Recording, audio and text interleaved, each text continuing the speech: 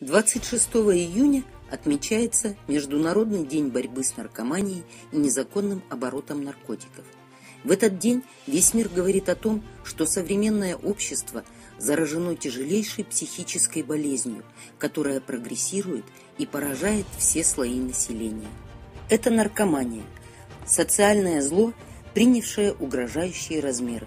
По масштабам распространения и причиняемым бедам оно сравнимо с оружием массового поражения. Никто достоверно не знает числа заболевших. Официальные показатели: 250 миллионов человек в мире, это примерно население крупной страны вроде Индонезии, можно назвать лишь вершиной айсберга. Ежегодно в мире от наркотиков умирает более 180 тысяч человек.